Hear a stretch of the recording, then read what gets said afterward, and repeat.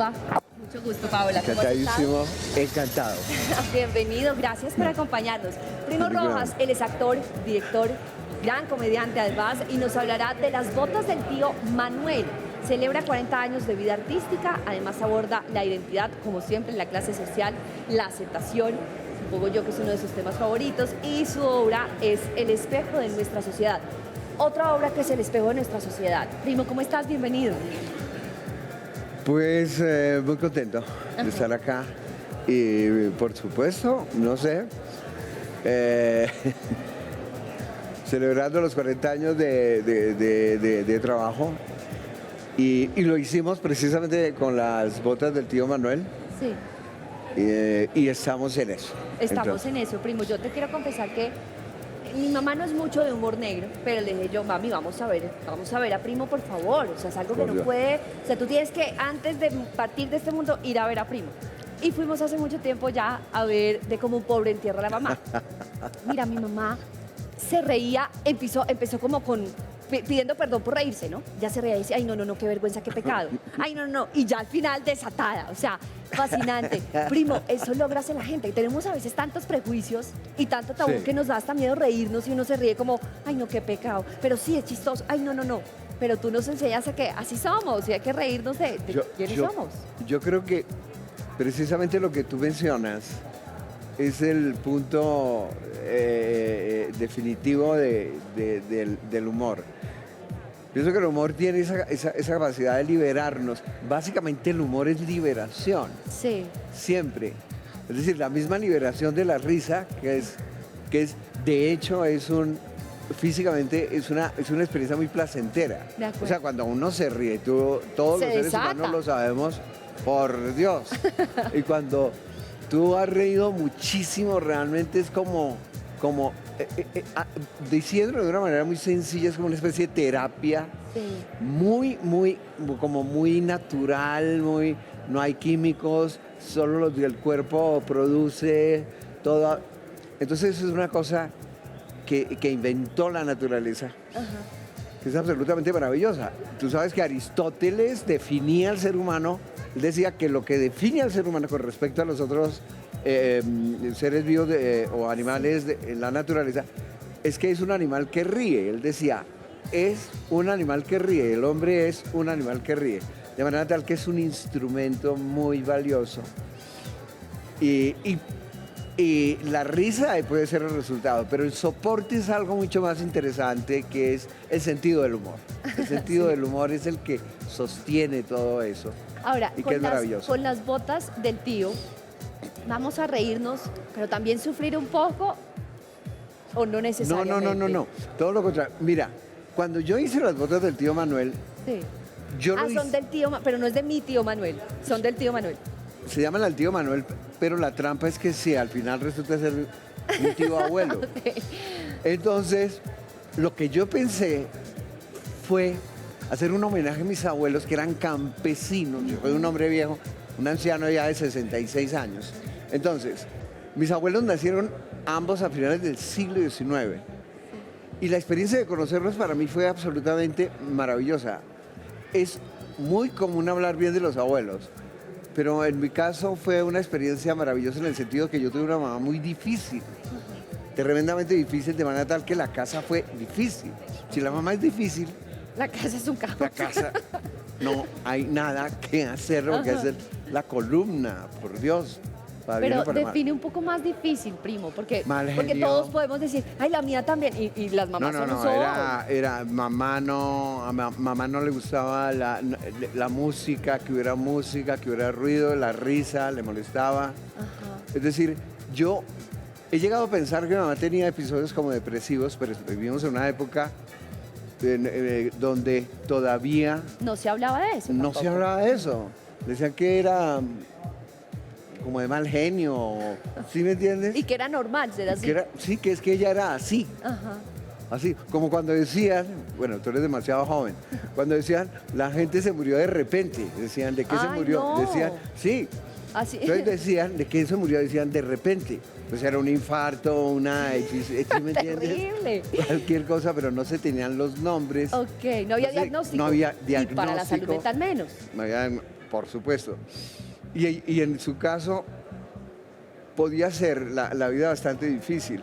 Entonces al llegar a la casa de los abuelos eran campesinos, vivían en una región de Santander, tenían la casa en el pueblo, esas casas que hay en los pueblos de Colombia, que son enormes, que 3 patios, y la casa de la finca. Entre esas 2 casas, en ese paisaje, yo viví lo que se conoce como el paraíso perdido, querida. Ajá. Que es maravilloso. ¿Por qué? Porque nunca escuché levantar la voz como si mi mamá la levantaba en casa. Nadie era de mal genio, nunca hubo un regaño, llegaban primos, había, o sea, un mundo de gente. Fantástico. Era fantástico y todo el mundo, y allá todo el mundo tranquilo, salíamos, nos dieron 2 indicaciones para movernos, ojo que hay una cueva en la finca, que es un hueco y el que se va se muere, y uno lo entendía perfectamente y no pasó absolutamente nada. Entonces, había un elemento que hoy en día yo lo llamo la decencia. Para mí, una de las experiencias y una de las actitudes más importantes que se ha erosionado en este mundo es la decencia. La decencia no es un asunto digamos, de buenos modales, porque tú sabes que la hipocresía maneja los mejores modales. Claro. No, es una actitud, es como un compromiso que tú tienes con la vida. Es decir, de ser una persona que está a favor de la vida. En la casa de los abuelos no se podía hablar, digamos, ni de dinero, ni de política, hablar mal de una persona, era imposible. Entonces era un ambiente extraordinariamente tranquilo, pero no había, ¿cómo te explico? No era una casa de santurrones, no. Claro, porque es que queda en o sea, es decir, esa instrucción de ser decentes está en el ambiente. Es como que todos sabemos que somos decentes, pero nadie lo dice, nadie lo explica y nadie lo impone. Pero todos entendemos lo que es la decencia. Correcto. Y huele a decencia y se siente en el ambiente. Y es maravilloso. O sea, hoy en día es una experiencia casi de tercer tipo, como decía, como con encontrar con una persona muy decente. Total. Porque esto es una época que es decir, ha estado de una manera completamente involuntaria por la fuerza de las cosas. Lo decía un filósofo que es un solipsismo, es decir, todos en esta época, yo he visto muchos jóvenes que solo piensan en sí mismos, hay un gran narcisismo extremo. Pero en ese orden de ideas, ¿tú consideras que todo tiempo pasado fue mejor? No, de ninguna manera. Pero si hay ciertos aspectos, ¿me comprendes? Que del pasado que sería importante mantenerlos, por supuesto. Es decir, el tiempo pasado tuvo, por decirte algo, un aire más limpio, y eso es deseable. El tiempo pasado tuvo, a ver, nosotros íbamos, nada más en los años 50, que se iba a pensar que en los mares a estas alturas iba a haber islas de plástico, de desechos, donde mueren cantidad de animales. Todo eso es algo absolutamente negativo. Pero por Dios, nunca. Este presente es mucho más interesante. Te voy a decir nada más una sola cosa. Tú piensas que cuando yo fui adolescente en los años 70, ¿crees tú, querida, que se podía hablar, por ejemplo, de la homosexualidad? No, digo hablar de los homosexuales y muchísimo menos asumir la homosexualidad como ocurre hoy en día. De acuerdo. De ver a las niñas, de ver a los niños que ya se los toman hogares de la mano en un parque. Cogidos de la mano, que se entiende. Sencillamente no existían, todos vivían debajo de la alfombra, era prohibido. A los 15 años, el que era, lo llamaban marica, Dios santo. Eso, no, era un pecado. O bueno, ahora sigue siendo para algunos, pero socialmente ya lo estamos depurando un poco. Dios, amor, todos los días salen telenovelas, películas donde los hombres y las mujeres se besan, son pareja, claro. Todos tenemos amigos, conocemos a alguien, en fin, un primo, una prima, lo que sea. Es algo que se asumió, ¿me comprendes? Sí. Y sin lugar a dudas, pero sin lugar a dudas, los jóvenes hoy en día son infinitamente menos violentos que, por ejemplo, en mi adolescencia. Ah, ok. Sí, los hombres éramos mucho más violentos, tú no tienes ni idea. Hoy en día, el progreso, es decir, los que yo podría ser abuelo, ¿de acuerdo? Claro. Entonces, los nuevos padres tomaban en cuenta eso en consideración. Ah, claro. Eran más sabios, más delicados. Y más- así poco a poco son más padres presentes, hoy tienen su Obvio. rol y es la visión que también quieren darle a sus hijos. Y dialogan, Claro. charlan. A mí me parece una cosa asombrosa. Oye, primo, la verdad esta conversación se nos puede ir lejos hablando también de lo que hay que revivir de aquella época. Pero volviendo al tema de las botas, me ubiqué yo en estas fincas y me ubiqué en el solar incluso de aquella casa de tus abuelos. ¿Te llamaba qué más la atención? ¿Las botas del tío? No.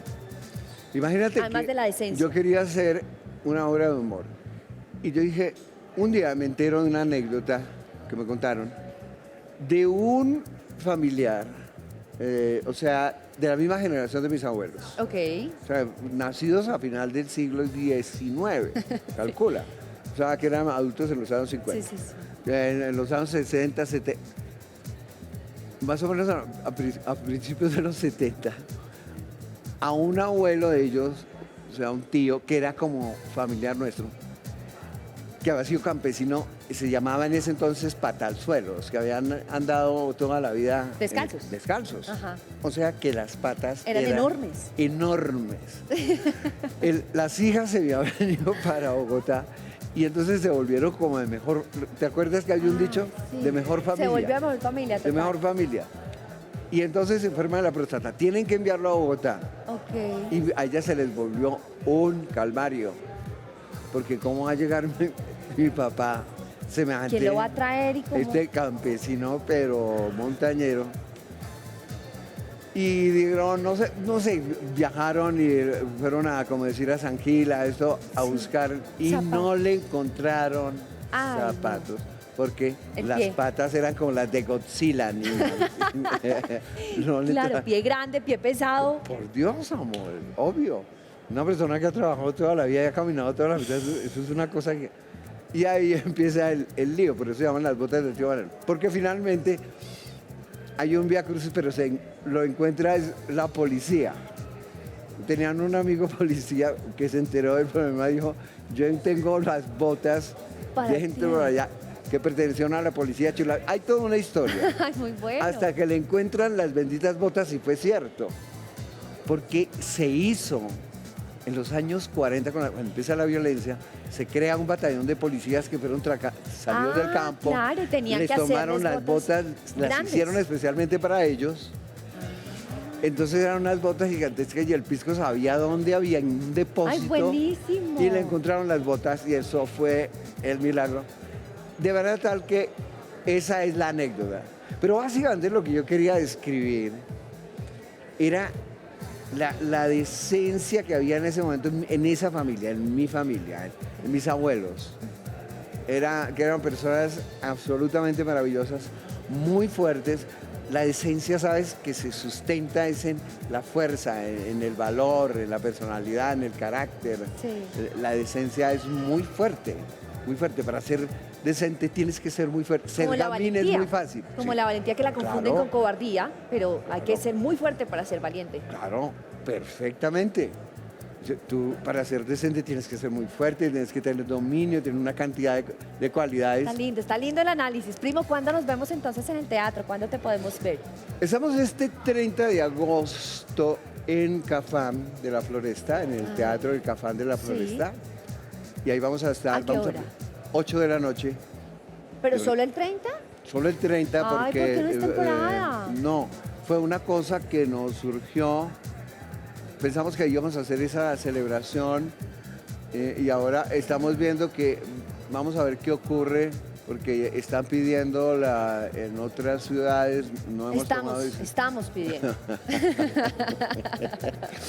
Sería estupendo.